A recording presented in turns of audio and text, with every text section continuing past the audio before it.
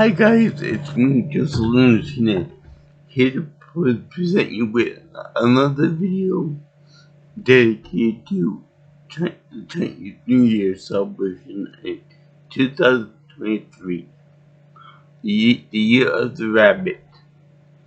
And I finally got my ears to stay put, so there's a celebration on its own. So to celebrate this momentous occasion, I will talk about 3 movies that deal with a very famous and, dare I say, legendary star, the Chinese star, Jackie Chan. And in one of the other movies, they had Z Zhang. I think that's how you pronounce her name, from Tiger Head Dragon, as well as Memoirs of a Geisha, among a few other famous movies that you probably know about. So anyway, being that I will be covering 3 movies all together here, and hopefully a 4th one if the Rush Hour 4 comes out, I will, chances are I'll probably miss a few things here and there, but the 3 movies are freaking awesome, because Jackie Chan can do no wrong as far as I'm concerned, and Chris Tucker is famously annoying from Fresh Off the Fifth Element movie, which I will cover eventually too. He is fast talking, loud about idiot for the most part. And boy is he funny as all hell. He would be a good auctioneer or say public speaker or something. It's just randomly annoying to the point that he would probably give the Micro Machines man a good run for his money. Remember that guy, the guy that took like a mile a minute to get the information across to you.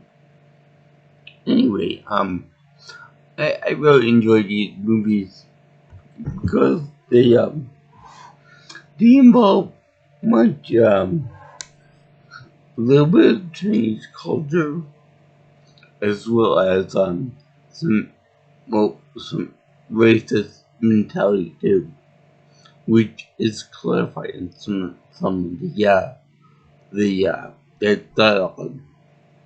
For example, one of them, the 2 people break up. It's basically a buddy cop movie, but they break up for some reason, and they don't tell them about it. So then they end up going to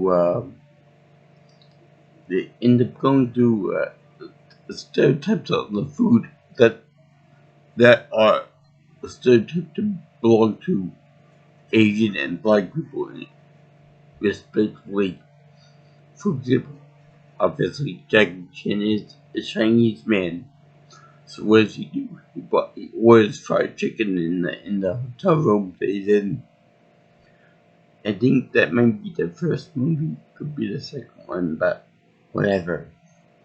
And Chris Tucker, obviously a black guy, orders wonton or something else off my shirt here. And that's very funny. That's very fun type thing. Now, the next part is that one particular thing I don't like about these type of movies is that whenever they have a young person in a role, like this little girl called So Young, which I just got that joke today, but her being so young for this role, that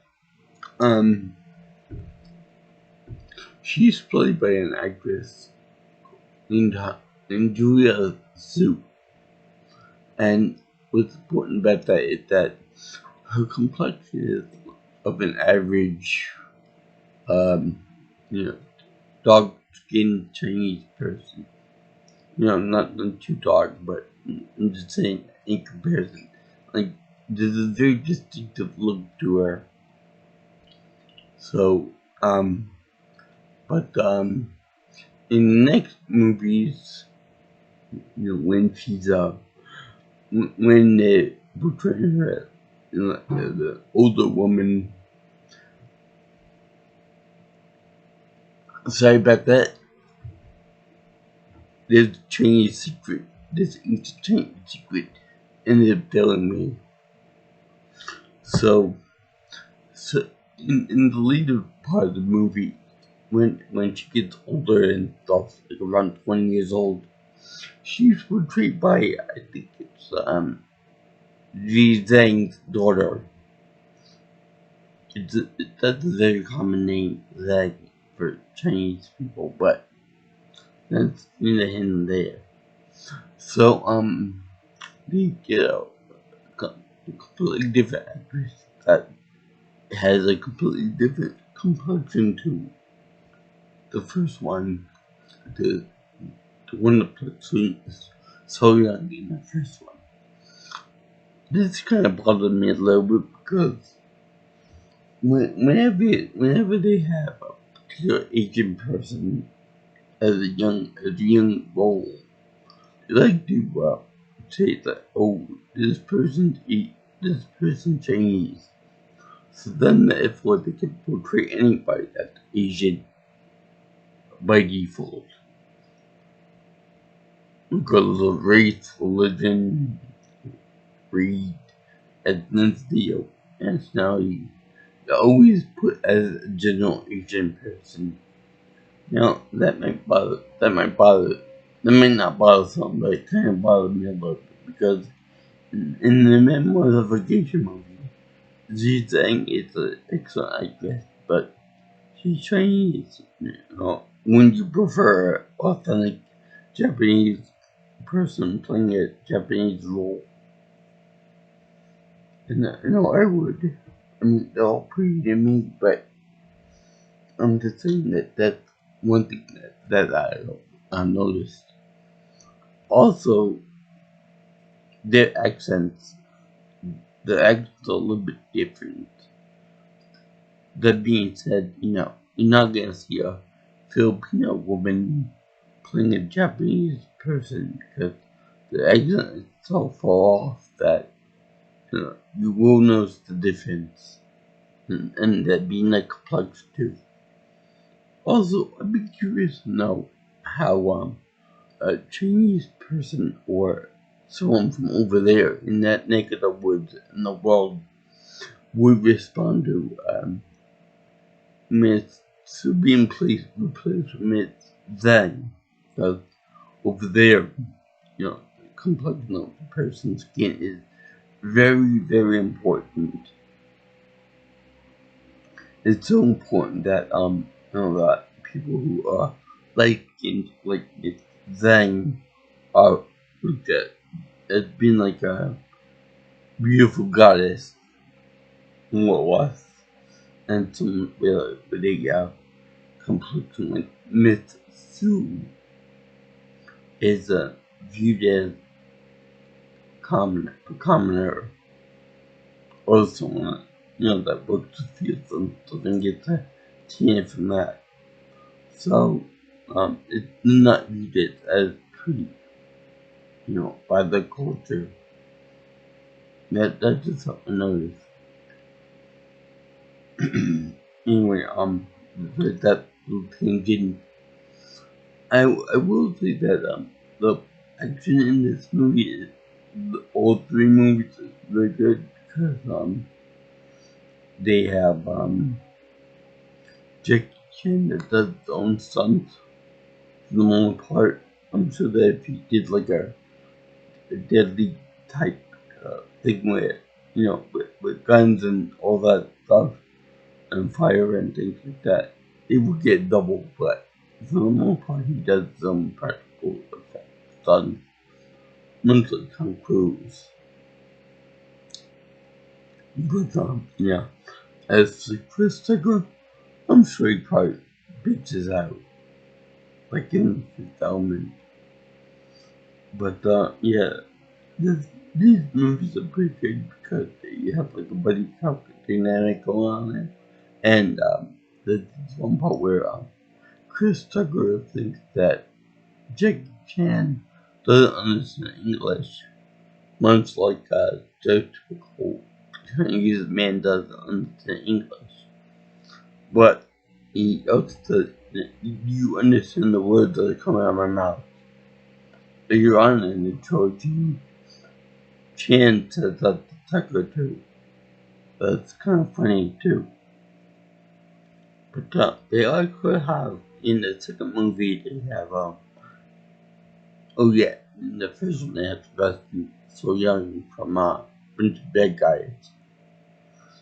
Now, this is good because, you know, they have to show them rescuing the little kid and stuff. But it's funny in that they show, the girl can kick ass.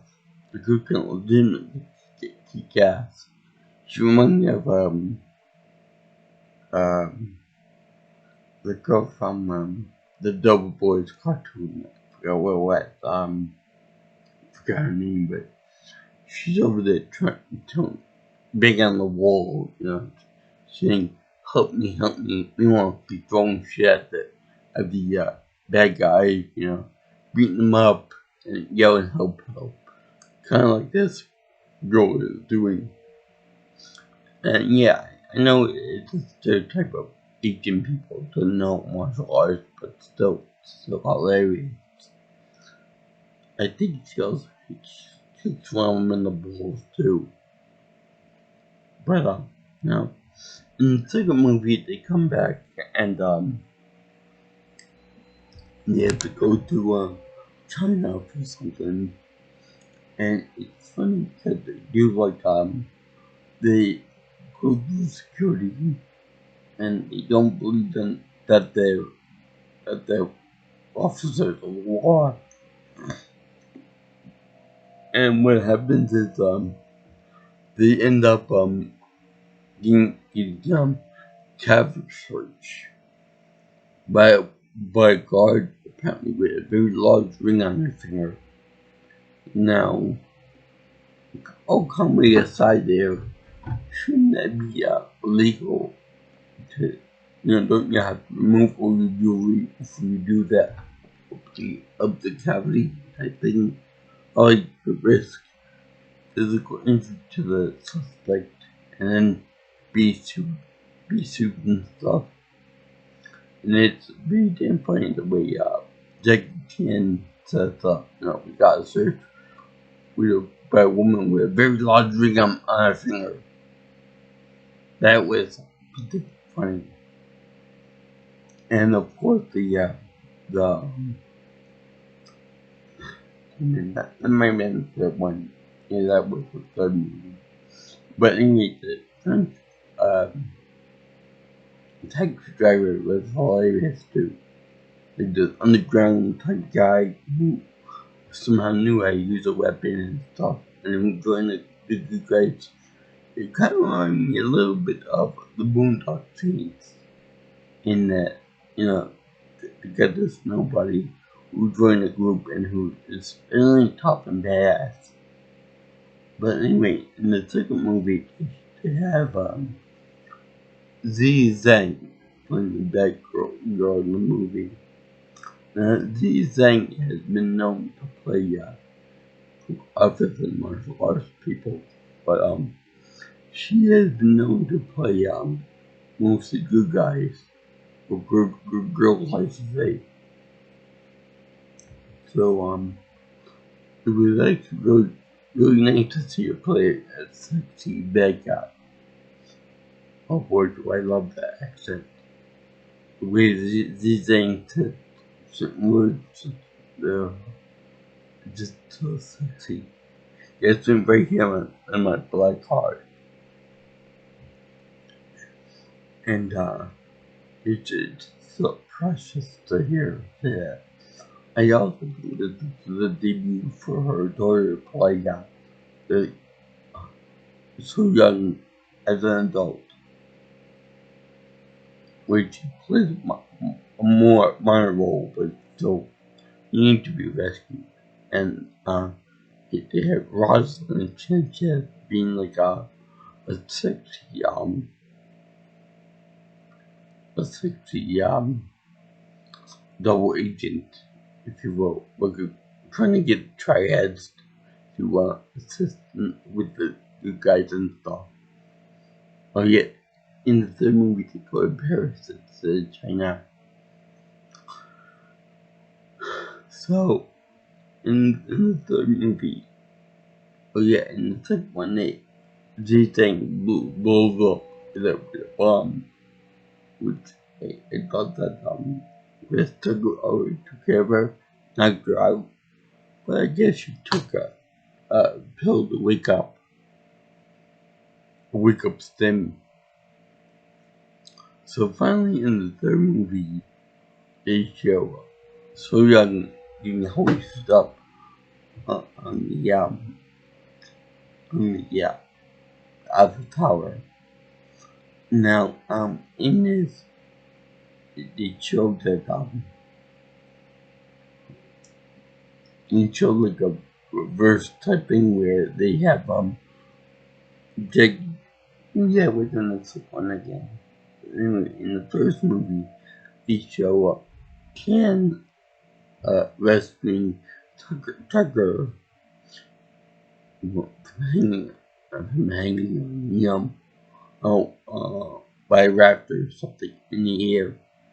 So in the second iteration of the sun, we have Chan being the one that's being rescued by Tucker grabbing a bigger curtain or decoration, big hat hanging and pulling over to like a kind of a trampoline type thing, which I don't think it would actually work to save the percent.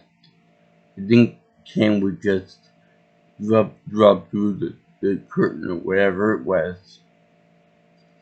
So anyway, to keep the good guys pure, if you will, morality of them, Ken ends up fighting the real bad guy, the pure bad guy in there on the girders and the struts of the Eiffel Tower. And he wins, and then he shows and then during the next part they show Miss Zhang kicking the bad girl in the movie into a gear for the elevator and being crushed to death. Like, ooh, but it was something that the girls fight the girls and the guys fight the guys. So, like, make sure that they're pure type morality wise. They don't kill women. And then they have the part with the cabbie at the end too. It's all so magical. At the end, with all the ending tied up nicely in a little bow. So that was pretty much my review of all three Rush Hour movies that come out right now, and they were pretty damn funny. They were pretty funny. I love Jake Chan, love Chris Tucker. I think Rosalind Sanchez is sexy. I think the thing is, or she makes my heart grow through time, 3 times the size. Among a few other things, but that's the point. But yeah, that thing is very good. That movie. Unfortunately, Zhang's character is dead. So yeah, I hope that they bring back some of the people back from Fresh Out Forest to the made. And what I think they might bring back the dead people as like a ghost or something. Anyway, if anyone has any more suggestions for my videos in the future, my number is 631-707-3707. And if you want to email me, my email is jjsviewingchannel@gmail.com. And my Twitter is PNelsonPro. So, have a happy, safe, and healthy and fortuitous Chinese New Year for 2023. I salute you. Aloha.